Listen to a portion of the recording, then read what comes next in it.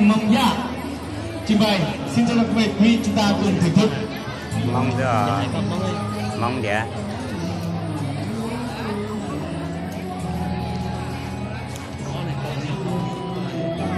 Chết. Cho nó mong à. Dạ rồi.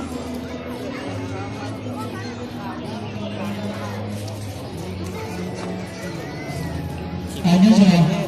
Thì những về phim cũng như nói gì nhưng mà tiếp thì em lại mà chạy ra đó. Alo, lâu nữa. Từ đây từ đó tới của kỳ đồng hồ tôi chẳng nói rằng đâu.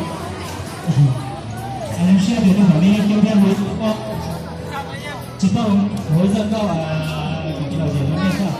Khi chỉ có một câu là mình là tôi một câu nó bảo là còn lại nó chỉ là sẽ phải khác rồi. Yêu chia đôi lối đi mòn, yêu gió kề lối, mùa tí sự chỉ mưa sầu, chỉ tại con là hoa cô lấy cô chỉ tại là hoa có tu gì chết chỉ phụ xe có của nó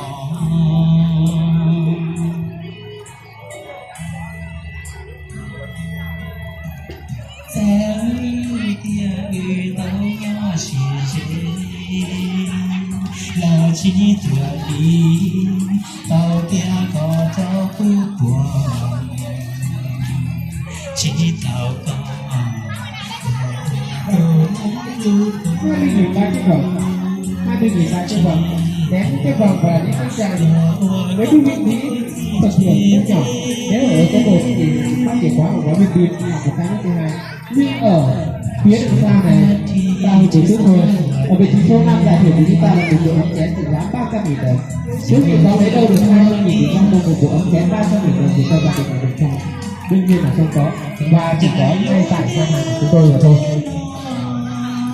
Chơi để biết, chơi để hiểu cho mình, để xem khả năng của mình đến đâu, chơi để vui và quan trọng là chơi.